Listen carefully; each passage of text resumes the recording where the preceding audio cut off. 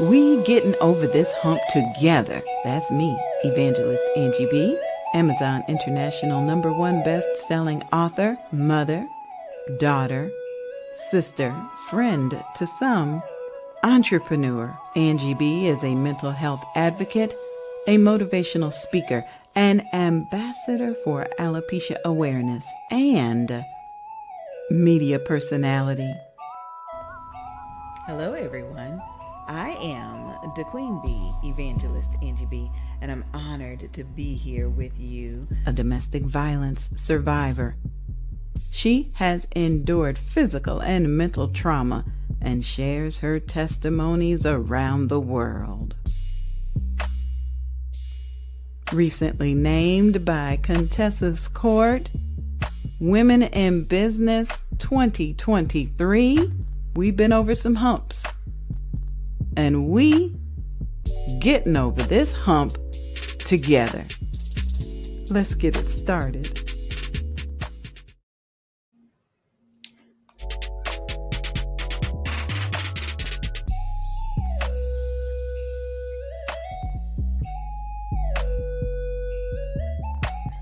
Hello. Good evening, good morning, good afternoon. It's a good day that the Lord has made, and we are rejoicing and we are glad in it. How y'all doing? Welcome to tonight's episode of We Getting Over This Hump Together with me, the Queen Bee, Evangelist Angie BEE, and my very special co-host tonight. Now, what Debbie Scarborough usually says when she's about to make a presentation is she'll say, we're going to talk about insurance. And I know you guys are going to twist up your noses. I know you really don't want to talk about it, but there ain't never a good time to talk about it than the present. You know what I mean? You don't want to be like some folks I know that said, well, I'll wait on that, and then end up needing it a lot sooner than you thought. You don't want to be like them folks that say, well, we can do a GoFundMe. The undertakers don't take that. And you don't want to be one of them folks that needs to call an ambulance and then the bill comes. So Debbie, praise God for Debbie. She goes over a lot of different options in a loving, southern kind of way, not at all to be intimidated. And so I want you guys to get ready. If you know somebody in your life that you don't think they have any insurance, or you think they may have too much insurance, I don't know if there's ever a thing it's too much, then like this show and send it to them. And, you know, you don't have to say anything like I'm dropping hints or anything. You just send it to them, see what they say. All right, Debbie, I can't wait to see you. Come on in. Hello, sweetheart. Hello. Oh, it's good to see you. Oh, good to see you. You too. Good to see you. I love the color. Oh, thanks. It's spring, so I'm in my fall colors, you know. Hey, spring, summer, winter. The weather doesn't know what season it is, right? It doesn't. And now, listen, I know I did my best to introduce you tonight, but I really want you to know how much I appreciate your training and your wisdom, because we all have horror stories or memories of people that were kind of bullied into insurance, or folks just kind of came to the door and collected a payment, and you don't know nothing. And because you've done such a wonderful job of instructing us, I've been able to look and say, okay, for my daughters, for me, for long term, you know, I've been talking to you about, you know, 30, 40 years down the line, who gonna pay for for my assisted living? And I appreciate your Facebook group where, you know, your page, you listed so much good information. So thank you. You're I, welcome. I, I do appreciate it. So, okay, so tell everybody, how long have you been doing what do you do, and how long have you been doing it? Thank you for that great introduction. I am Debbie Scarborough, and I have been in insurance for 24 years. Mm, And I've done a lot of different things and learned a lot, starting with workers' comp insurance, working on the independent agency side, doing mhm, commercial insurance, property casualty, and then doing personal lines, home, auto, life insurance, and health insurance. And mhm, the mhm. last 6.5 years with AMBA is probably my favorite. I've tried to run from insurance every time I changed the job, but Yeah, insurance sort of made sense to me. yeah, And the part I loved about what I did and what I do is that I can sit down and just talk. Let's yeah, make it right. a conversation. Let's not make it, we all know what we need to have, especially those with home and auto. You know, you need home insurance, you know, you need auto insurance, and, usually you're traveling around calling everybody trying to get the cheapest rate. And, Yeah, sometimes yeah, that's important, but sometimes it's understanding the coverages that you have and why you have it. Because anybody you call around will sell you an auto policy and give you state minimum. So that's not always a good thing to have, especially yeah, if we own yeah. property. I do And remember you saying that about the minimums, yes, because you gave an example about if the minimum is 20 and you spent 30 on your car, that minimum is not even going to replace your car. right. So in Georgia, the state minimum is 25,000, 25,000. That means it'll pay 25,000 total bodily injury. So who you hit, Mhm. um, that's the total. So if you've got a passenger in your car and someone hits you that's driving around with the state minimum, that's all you're going to get. Florida has a lesser minimum. I think theirs is Wow. 1530. I remember looking it up, and now it's hit me, but I know theirs is lower. So a lot of times when you're calling around to insurance agents, they're going to sell you the cheapest if they're not asking the right question.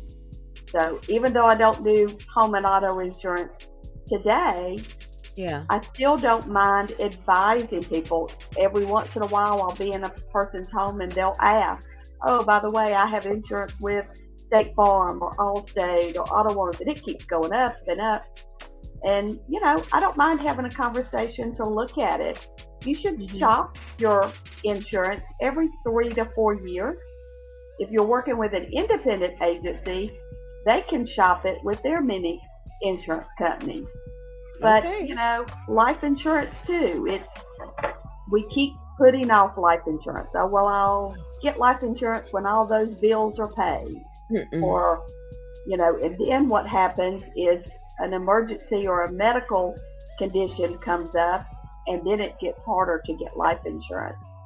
And I'm all for getting life insurance, and I'm all for getting the best. And I can't tell you, probably about every 4 to 5 months, I hear someone say, "Well, my mom bought life insurance, and when it was time to collect, we couldn't get it." So, guaranteed issue policies, we see the commercials. You see the commercials, and they're great. If you cannot get life insurance at all and you've tried different things, but always remember guaranteed issuance, no medical questions means graded. That means there's no coverage for medical for the first 2 or 3 years. Really? Yes, Okay, so that is separate from term and whole life, correct? correct. Well, That's just what the commercials say. it's usually a whole life policy. And again, if you can't qualify for insurance, something is better for nothing, and just hope you live longer than 2 years. And a lot of people do, even people with diabetes and maybe a little small scare, if you want to get insurance, but you're starting to take better care of yourself. So those are who those plans work with. because they are going to live longer because they start taking care of themselves. But if something happens medical in those first 2 or 3 years, it returns the premium to your beneficiary. Oh, Now, if auto accident happens or accidental death, anything other than emergency medical, it'll pay. And again, they're great policies, but I have sat down with retirees and showed them a living, what we call Mutual of Omaha's living promise, and they qualified for it. They just liked that application that came in the mail, and it said no medical exam, no health questions. They filled it out, and they're paying $10 more a month for a policy that if something happened medically for 2 years, won't pay out. So we were able to save them $10 a month and get them into a policy that pays immediately. Not that they have to test it and get it, but it's nice to know what you have. And I'm not always here to tell you what I have. Several people have showed me their life insurance policy, and we forget that term insurance expires in 10 years, 20 years, 30 years. oh my Or goodness. there are some life insurance policies that expire at age 85. So you ask yourself, well, I paid into it and you live longer. So, 20 years ago, 50 years ago, 85, you think, oh, well, I'm going to be gone before 85. Right here in Georgia, I'm in Tifton, county over, a retiree celebrated 109 birthday. And she can still tell you anything you want to know. So you want to have a policy that's going to last till then. I got a childhood friend I talked to today who's got a relative that just celebrated 101 or something like that. But if we go back to that age, that 80-something year old, so what do? Do you cash out the policy before your 85th birthday? Or no, it just expires. That means you've paid in and paid in and paid in. It's kind of like a term policy. There's lots of different names for those policies, and I'm terrible at those. You're okay. So there's a You're okay. term for those, and like I said, when you took it out, you could have even been in your 40s, and you thought, oh, 85, I'll be gone before then. Whew. Okay, so let me be sure I have learned some of your lessons. The term policy is just for the term of the policy. So if you buy a 20-year term policy, at the end of 20 years, that's it. It's just you've paid into it, and that's it. Most of the time. And I know there's that catch-22. Who knows all this stuff, right? The insurance agent who sold it to you should. And that's why I encourage people, even if you don't want to work with me, work with someone in your community. Somebody that you could go knock on their door Monday through Friday and buy a life insurance policy. Because the good news is most of your State Farm agents, your Allstate, your independent agencies, they're not going to just close the door one day. I mean, they will, but they're always going to sell their book of business to somebody. So you're going to be able to knock on somebody's door. So a term policy, yes, that 20-year term for that cheap premium ends after 10 years, 20 years, or 30.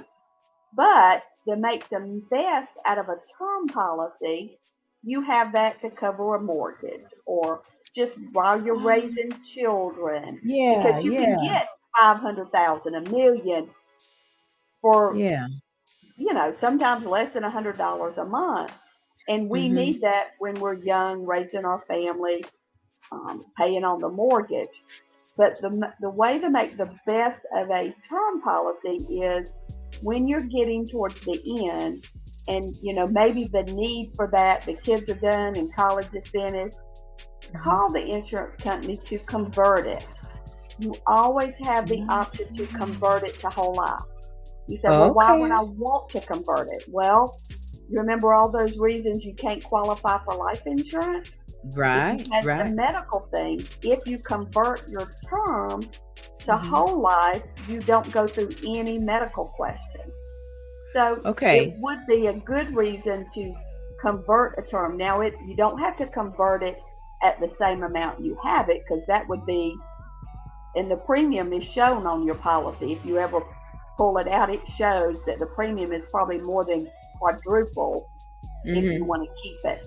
But a lot of times you just want a final expense, $40,000, $50,000, $20,000, and that keeps you from going through any underwriting or any medical questions. So term doesn't always expire, but to make the best of it, if you want to convert it, especially if you're working.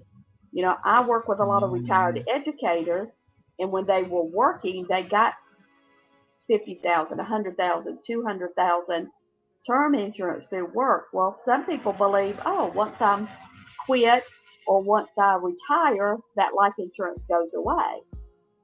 Well, it really doesn't. You have 60 days from when you receive your last paycheck, your last day, to convert that. Again, so that would be like a policy they got while they were working, kind of like you could do Cobra health insurance after you stop working. Okay, so but now let's back up a little bit, because I got a question. What about the 20-year-olds that don't they need a term to cover their mortgage? Correct.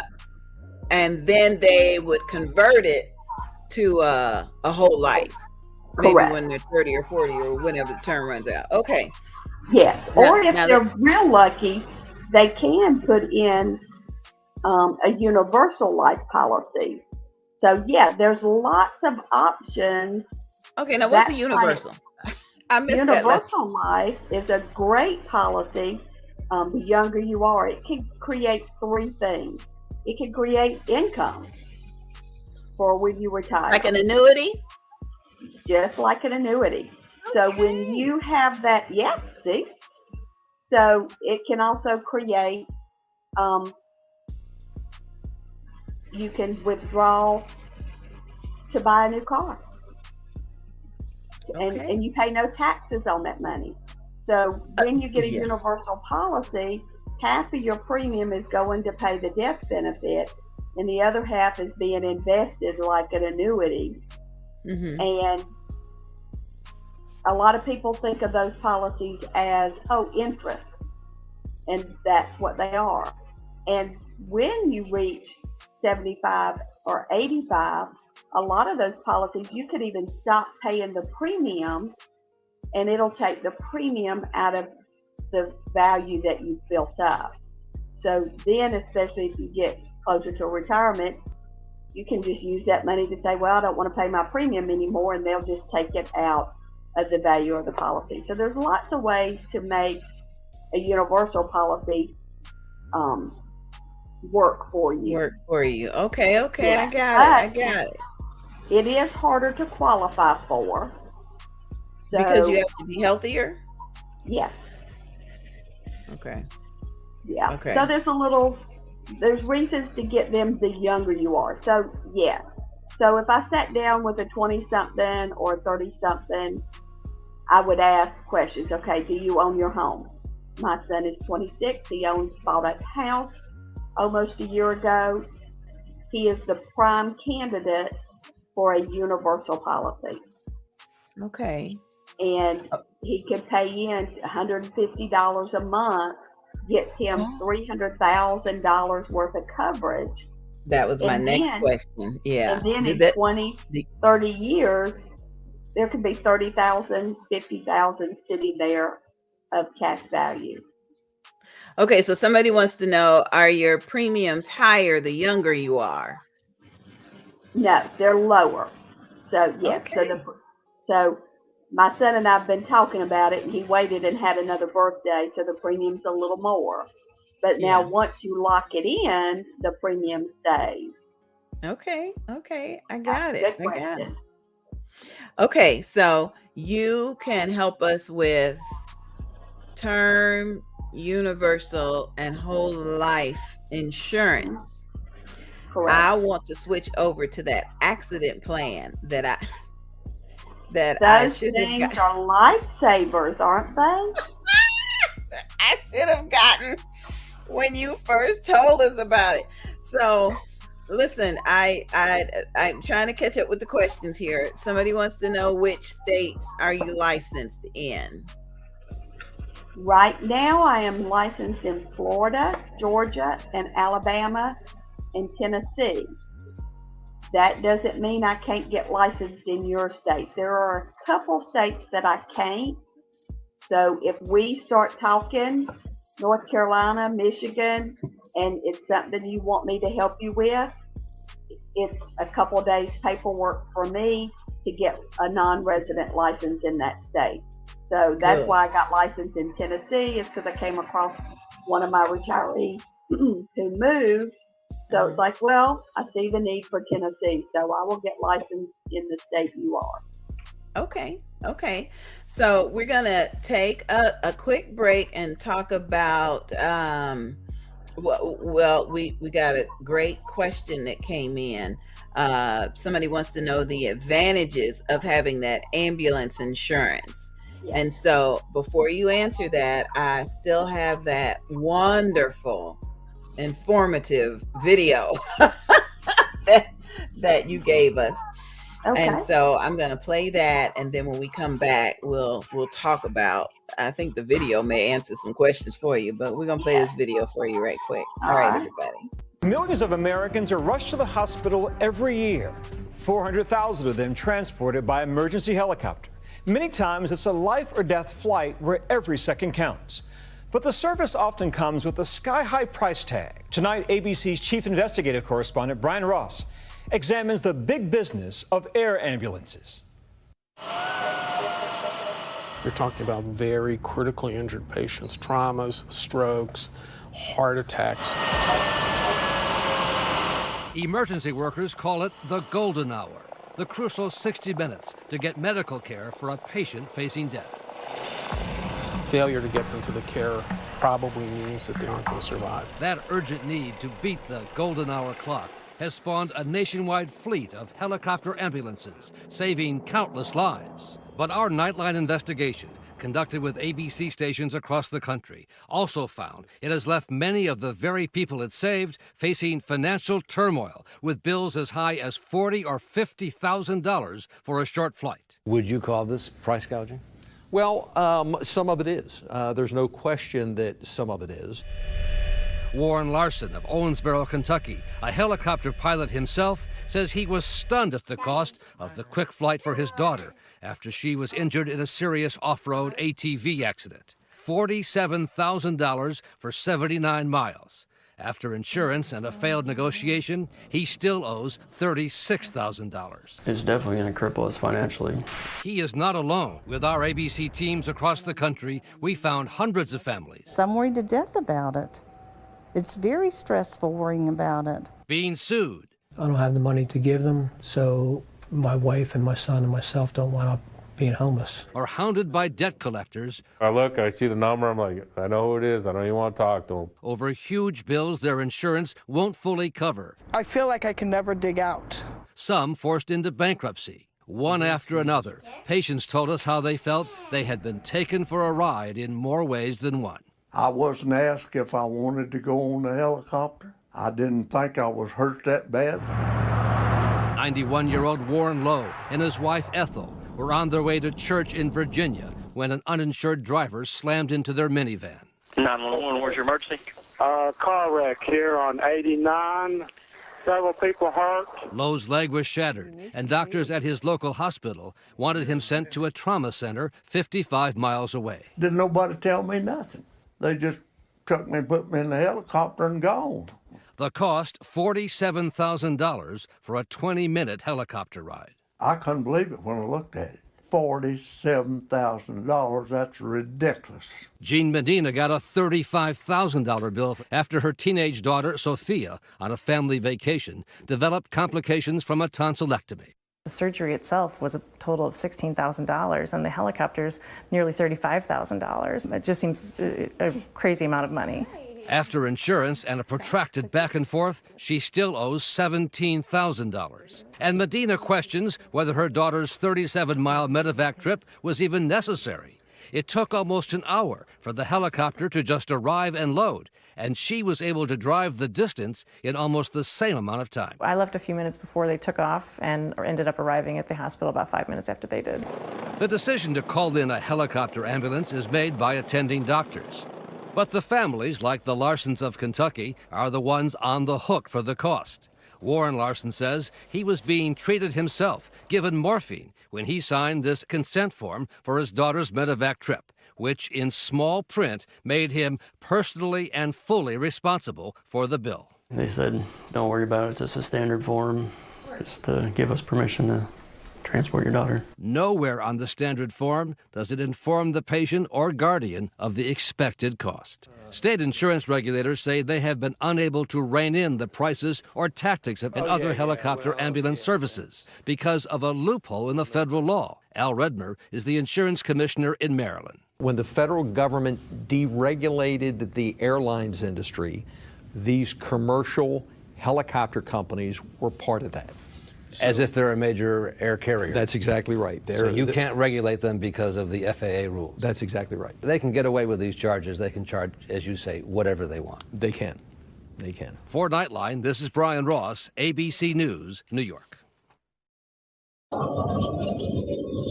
Debbie. Howdy, howdy. And nothing's changed. If you look at the date of that video, nothing has changed today except the cost. It's gone up, and we have a good solution.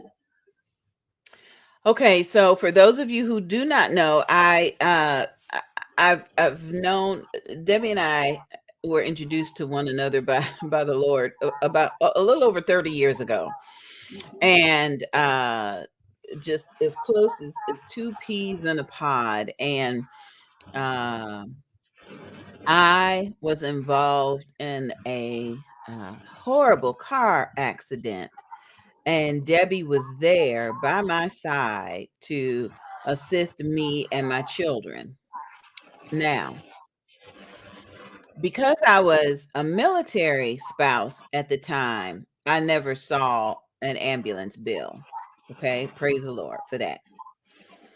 But fast forward to last October, someone T-boned me while I was driving, and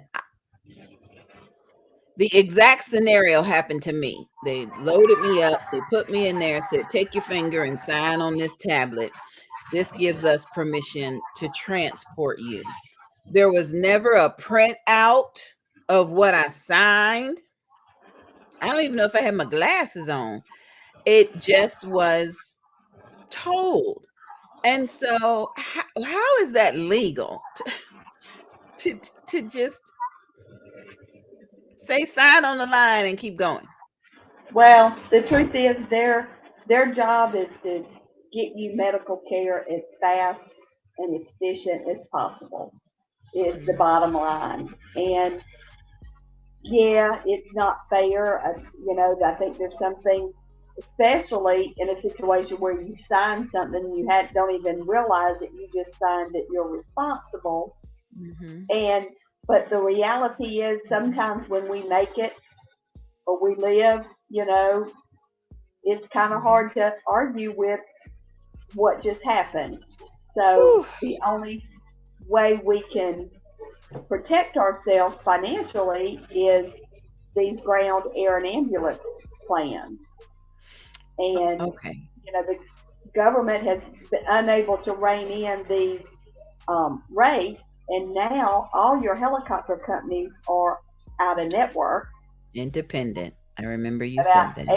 80% of your ground ambulances are now out of network. They're not owned by the local hospital. They're not owned by the city and the county anymore. Mm-hmm. So, it's a private business. They've got to make money, and those helicopters provide, sometimes they're literally keeping you alive from one hospital to the next. So, and that is definitely a problem, because somebody sending a message, well, it would just be better for me to just drive myself to the hospital. Right. But you're right, they're keeping you alive during the Yeah, so I love our MASA plan. It is the only plan that covers you for ground or ambulance anywhere in the world. There's lots of there's and you lots don't of have to be licensed anywhere. No, and that's the good news. The only well, there are a couple states that I have to be licensed in. Florida is one of them. I think Pennsylvania is one. But again, if I need to be licensed in there, I will get licensed in that state to tell you. But the good news, Michigan is not one of those states. So they can call me tonight, they can call me tomorrow, and your plan is effective immediately. And the good news about that, if you go to MASA's website, I encourage anyone to do, just don't sign up through them.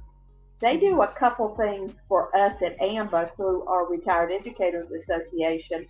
They waive the 60 days. The waiting period? Yes, pre-existing condition. So if you sign up directly, there's a 60-day waiting period for pre-existing conditions. They waive that for us. So your coverage is immediate, meaning if you signed up today at 7:31 p.m., your coverage was actually effective at 12:01 a.m. to October 5th, 2023. So it's very important to get this coverage. They've added a new emergency shield plan that adds some extra benefits. So it's not just to cover ground and air ambulance. They also help get you home. I had a retiree from Montezuma, Georgia, which is about an hour from me. She has MASA, but her 31-year-old daughter does not. She went to the local hospital and had meningitis. She needed to start treatment immediately. The hospital had no bed. So she was airlifted to Jacksonville, Florida.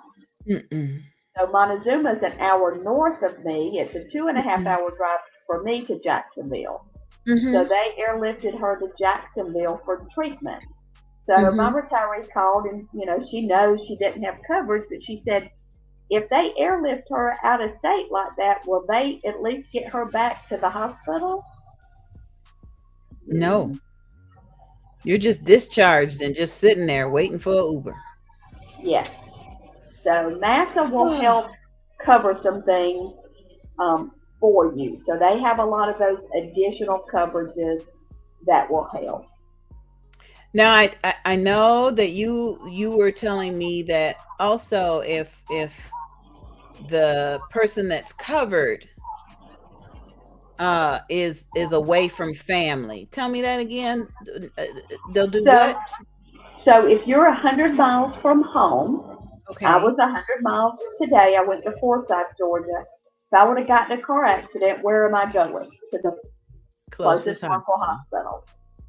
And that's probably not convenient if I need to be there 5 days, 7 days. So if I want and I'm stable and my doctor approves it, MASA will transfer me to a hospital closer to home. Okay. Or if it's not possible, MASA would help pay for my husband to be with me. Now, an hour and 45 minutes is probably not a big deal, and he's not going to get reimbursed for gas. But if I happen to be in another state, because I'm going to Pennsylvania to visit family in a couple weeks, so if I'm up there and something happens and I go to the hospital, MASA will pay to have reimburse my husband's air flight to be with me. And then I'm going to miss my return flight home, right? That's right. So they're going to pay the difference to rebook my flight home. Oh, honey. So there's lots of those things that, we think about as minor inconveniences, and we wouldn't think twice to pay them to get close to mom or sis or dad. But it's nice to know that there's some help coming back for you. And the new Emergency Shield plan is $39 a month single, $49 a month for you and a spouse. If you have children, as long as they live in your home or you're responsible for them, up to age 26 are covered. Oh my goodness. My goodness. I continue to refer to the 20-year-olds because I'm blessed to have a few of them around me, but I always hear from them that they don't have dental or they don't have medical, or they'll get life insurance when they get their next job and it's a benefit. And or they, you know, I my concern is, how do you know if you've got too much insurance? If you purchase these policies and then your job offers you policies, how can you tell if you got too much? That's a good question. And most of the time, if you can purchase life insurance, accident plan, cancer plans through your job, depending on how they're provided. Life insurance, disability, and accident are usually provided and your employer is paying a portion, or it's discounted because it's a very big group rate that you're working for a big corporation with hundreds of employees. So most of the time it really does make sense to get those underlying policies with your job. And you just have to know, if you leave that job, almost every policy you've had, you have the opportunity to take with you, except for like a disability group plan. But life insurance and those things you're able to take with you. But I would say, especially for someone who doesn't have medical insurance, an average helicopter ride is $52,000. An average ambulance ride is $3,500. There is one way.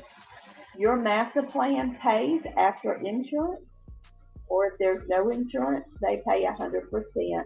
No deductibles, no co-insurance, no waiting period, no policy limit. It pays. So, and I have done this for a couple people, college students.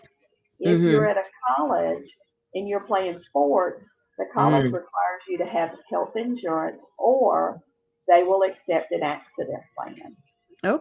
That's a great way to kind of help. A hospital indemnity plan is a great way. I've sold a couple of those to 20-somethings, or I've really sold them to mom and dad who were paying for their 20-something. But I have accident plans on both my boys. They're 24 and 26 now, and I still pay it $20.50 a month each for them. And it's just important. I did not put it in play when my son tore his ACL, and I'm kicking myself for it because he was 3 months out of work before he had surgery, and then he was out of work 3 months after the surgery. So we could have collected about $4,000 to $5,000 on that accident plan to help supplement his income instead of mom and dad taking care of everything. So, you know, you can have I definitely agree with those because, you know, I've had incidents with my knee, and it's like they'll wait and say, okay, well, let's try a brace, or let's try this, or, you know, they'll try all these things for physical therapy for months, and then surgery, and then you got more months. So I agree with you there. I agree with you. I'm to the point now where the retiree forgot that she had an accident plan, and we were talking in January, and she told me, "Oh, well, what does that pay for?" And I went through a couple of scenarios, and she said, "I tripped over my dog. Does that count as an accident?" I said, "Yes, ma'am." And she just thought she sprained her ankle. She didn't go to the doctors, but after about 2 months, it did not heal. So she had surgery about 3 weeks ago. We filed a claim on her accident plan, so it's going to pay out. I believe hers pays out $2,000 for a surgery then it's going to pay, she's going to have physical therapy. It's going to pay out $30 or $35 every time she has physical therapy.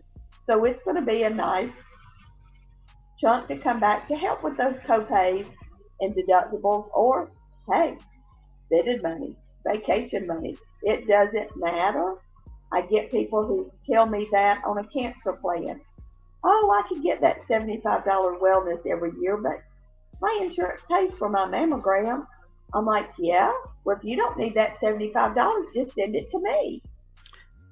Hey, I tell you, yeah, I told somebody that today. Just tell them if they don't need that extra, you can take it. If it's not going to be enough for you, you can take it. Yeah. Okay, so for accidents, we're talking about 20-year-olds. You said accident policy is good. Now the hospital indemnity, what is that, and who needs it? Yep, anybody, especially today. I don't know about most of you, but 7-8 years ago when I sold health insurance, most people had a $500 or $1,000 deductible. No big deal, right? Well, now a lot of people are getting $3,500, $5,000, $6,000 deductible. So what does that mean? That means you have to pay the first $3,500, the first $5,000, $6,000. So a hospital indemnity plan is going to pay $100, $200, $400, up to $750 a day you're in the hospital directly to you.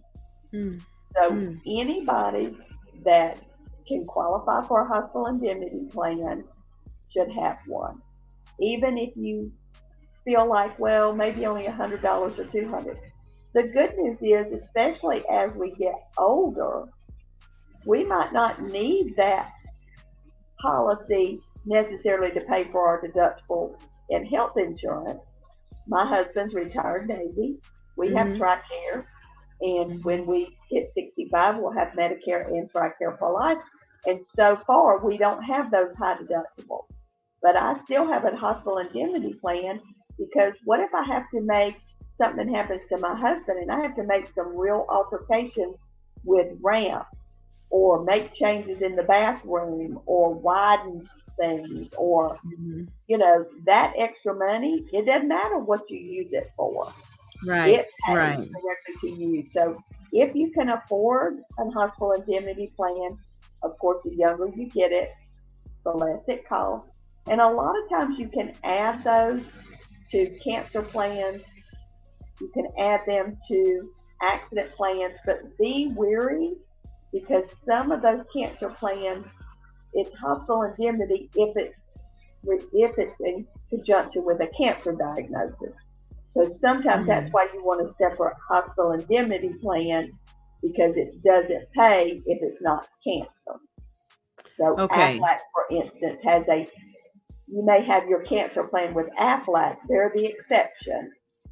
Their cancer plan is separate, and then they still use a hospital or ICU rider, and it doesn't matter what you're in the hospital for. So Aflac is the exception to that on their plan. Wow.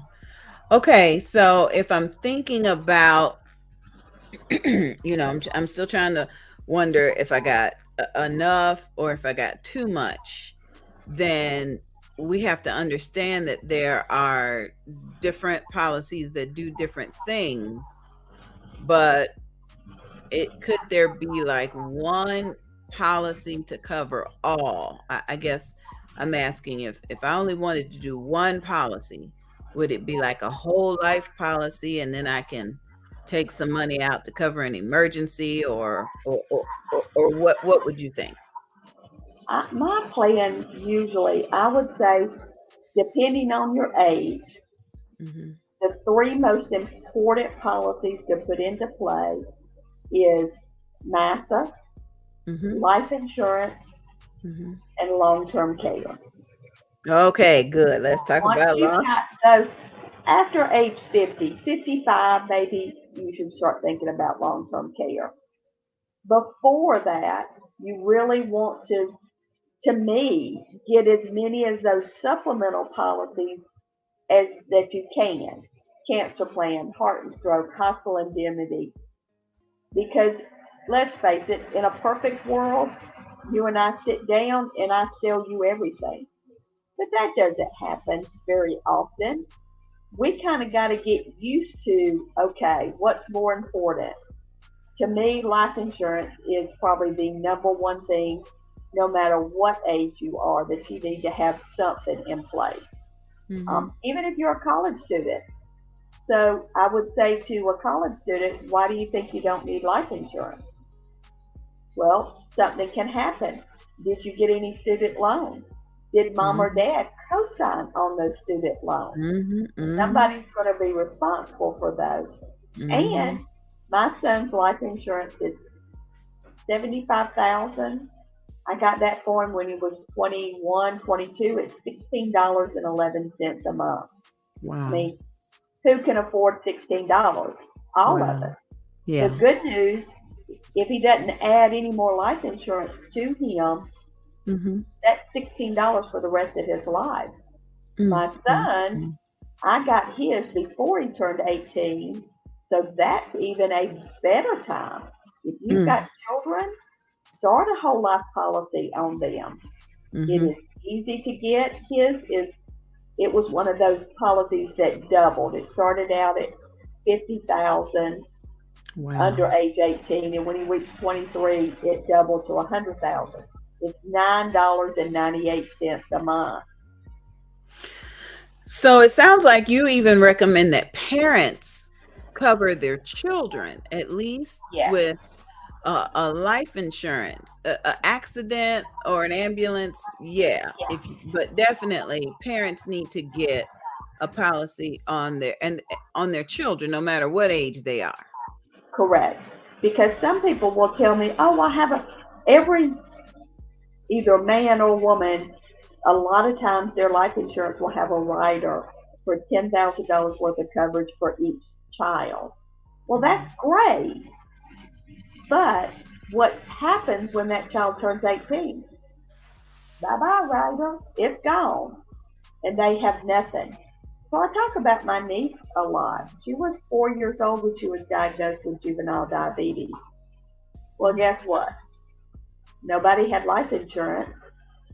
So it's harder for her to qualify at 20 now for life insurance. So and harder means more expensive. Yeah, and a lot more. If you get, there's usually 3 health questions, 2 health questions, as long as it was a healthy birth, no complications, it's an easy issue policy. I've probably got about 15, 16 children's life policies of customers that have bought for grandchildren. And they're $9, they're $15 a month. The good news is they will always have insurability. And as they get older and once they take over that policy or you let them take over that policy, they can increase their coverage with no question. Most companies give you 5 opportunities to increase coverage versus having to qualify for another policy. So it's important to start off right with something. And anybody can afford $9 a month for a child's whole life policy. And that's usually about $25,000 worth of coverage. Yeah, because I've talked to aunties and uncles and grandparents that say, okay, I'll get a policy on the baby because, something could happen to the baby. And then, I'm a big fan of like Forensic Files and Criminal Minds, and you'll see that the husband took out a big policy on the wife right before he killed her, but it sounds like you really want to look at, from an adult point of view, you want to look at who you could put a policy on that you may be one day responsible for paying off their student loans or taking in their children, or just helping out with the funeral expenses. And I don't want to sound morbid, but if something were to happen to one of my daughters or even their husbands, I'm going to want to come in and do something. Yes. And the good news is, don't think about it. And I know our first instinct is, why am I getting life insurance on a baby? Well, don't think of it as you're getting life insurance for if they pass away. You're getting life insurance to insure. My son's life insurance policy, $9.98.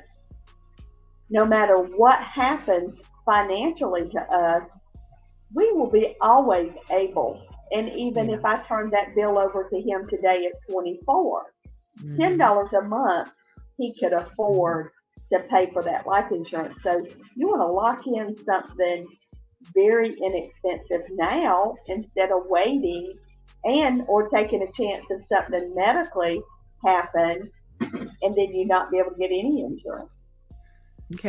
Okay.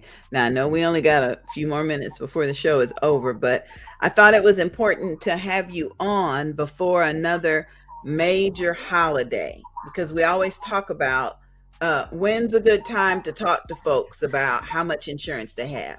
Well, you gonna get together Easter, Mother's Day, maybe Father's Day, maybe Christmas. But, how do we have these kind of conversations, either with an elder or, unfortunately, even a spouse? It's important to have, and I talk to a lot of retirees that get notebooks, and they might not be ready to talk to their children about what they have, but they've got a notebook started. But I think it's important to ask. Hey, I see somebody I know. Damien, there's the $9.98. Hi, Damien. He's so handsome. Oh, that beard. I just love it. So it's train of thought went right out the door. But it's important to talk and just say, Mom, I'm not trying to get in your business, but I'm ready, because sometimes as mothers, we might not think our children are grown up yet to have that conversation. We might be 30, or some of us are almost 55, So I've had that conversation with my dad, so I know where his life insurance is. My husband has had that conversation with his mom, or she's had it with him. So we know where that life insurance is. It's so important because you shouldn't be afraid to talk about those things. And sometimes as grandparents, you're ready to have that conversation with your adult children, but you don't know if they're ready. So I encourage you over the holidays in a private moment to just say, hey, Mom, I know you and Dad took care of everything. I'm ready to listen now what the plans are. And my dad even made the comment years ago standing in church that he wanted to be cremated. And I looked at him. I knew how my mama stood, and she did not want cremation. And, a lot of us have feelings either way. Right, and so I looked at him and I said, you better have that conversation, because, I certainly wouldn't want to go against what my parents wanted. And you don't want to go just because you believe something different, another parent won't. So, and sometimes funerals can be prepaid. So you can go to a funeral home and prepay on today's rate for your funeral.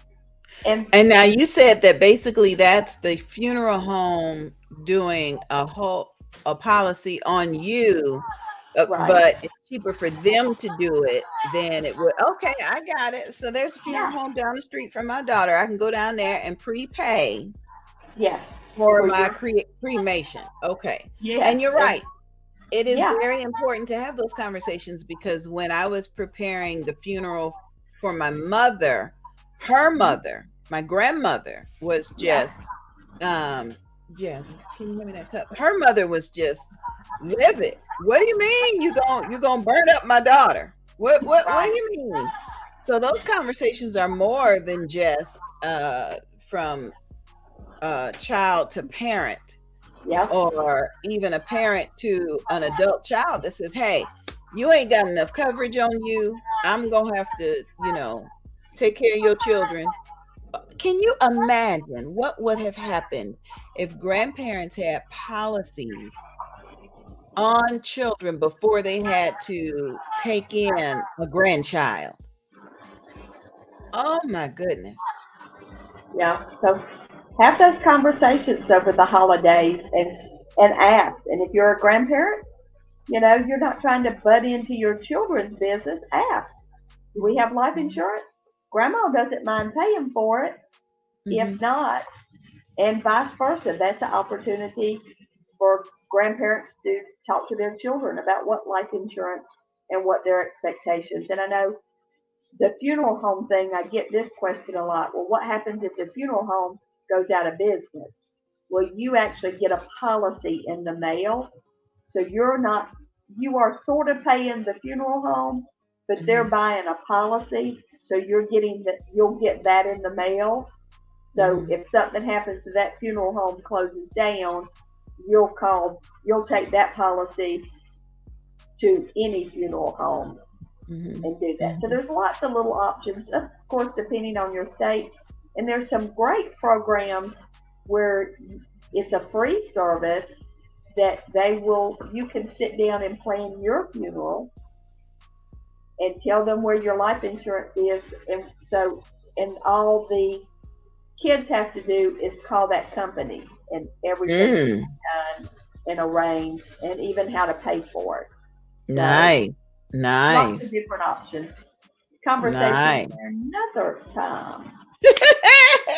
And before we set up another time, on behalf of all of us alopecians that are planning to attend the 7th annual Bold, Beautiful, and Bald Beauty Bazaar in Daytona Beach, Florida, I want to thank you for being our weekend retreat sponsor. It is a pleasure to be able to say, okay, we need croissants and bagels and cream cheese, and we need something to eat while we gather around the pool for our Friday morning support group workshops.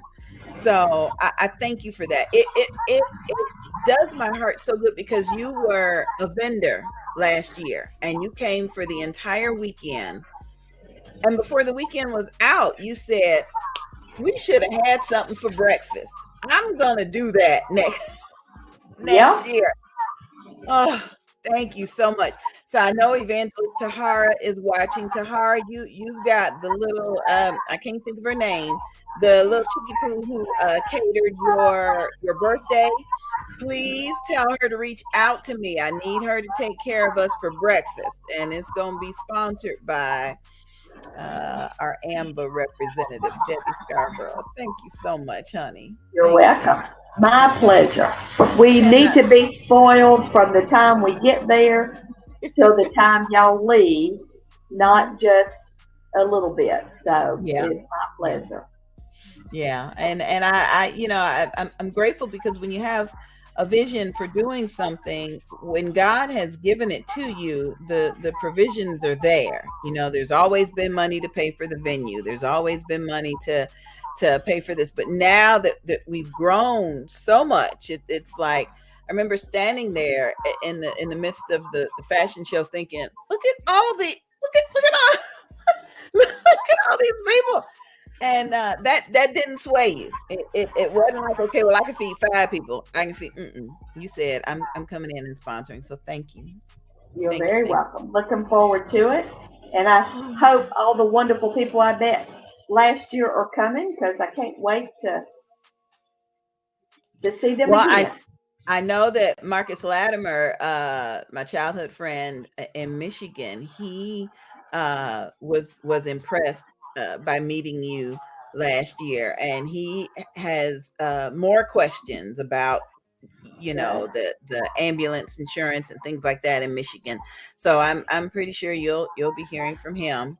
And the other last minute question was, how do you, and I can almost answer it, but how do you help people file their claims?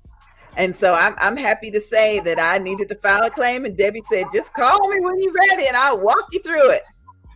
That's right. Depending on the type of claim, the NASA claims are the easiest, because you get the bill in the mail, you snap a picture of it, you text it to me, and I send it to NASA. It's very easy. Accident plan, life insurance, whatever it is, you just call me and we'll walk you through the next step. Sometimes we have to do a 3-way call with the insurance company. And there was this cute post on Facebook, we've all seen it, where we've got the phone and we're yelling, representative, representative, because they have so many, push 1 for this, push 2 for this. And by the time you get around, you forget what you're calling about. So I say, let me do that. I will get the company on the phone, and then I'll call you back and add you to the call, and you just have to go, hey, I'm Angie BEE, and I need to file a claim. Yes. Most of the time with my companies, I have the paperwork, so it's easy just to email you. You know, it just depends on the type of policy, but let me be that person. I email, especially when we're talking long-term care. I tell my customers, let me know when your son or daughter wants a copy. I'll email them a copy so they know who to call. Mama isn't going to be filing a claim on her long-term care. The children are, and they need to know who they call. Because sometimes when you have those policies, 20 years, the company name has changed and their phone number has changed. So my cell phone number has not changed. It sure has. First place you go to if you need help. It sure hasn't. And I have a 90-year-old in my life whose daughter moved her to assisted living. And so when I'd go visit her, she just loves talking about the games and the food and the this. And she always says, I don't have a worry in the world. I gave this policy to my daughter and she takes care of everything. I don't even know how much it costs. That's how it should be. Yep. You don't want to go to assisted living and have a worry in the world. And you don't want to have to do a family fundraiser every year to cover. Yeah, that's the way it should be. Yeah. Okay, Debbie. So you know what I need? I need the assisted living policy. And I'm happy about my accident policy. I'm thrilled about my insurance, my air ambulance policy. And I'm honored that we're friends. Thank you, honey. Me too. Love you, girl. I'm so honored to be your friend. Man, I tell you, thank you so much. Now, if you guys have any last minute questions, you can still text us. There's the number on the screen. You can text after the show ends and I'll forward it to Debbie. And be sure you visit Debbie. She is a founding member of ValutiaBusinessWomen.com. And you can go on that website and contact her as well. Thank you so much, everybody, for watching. This is a hump. This is something that we all have to talk about, and we don't know who or what. And I hope that tonight's conversation helped us all get over this hump together. Thank you. Definitely. Right. Thank you, dear. Have a good one. Talk to you soon. You too. Bye.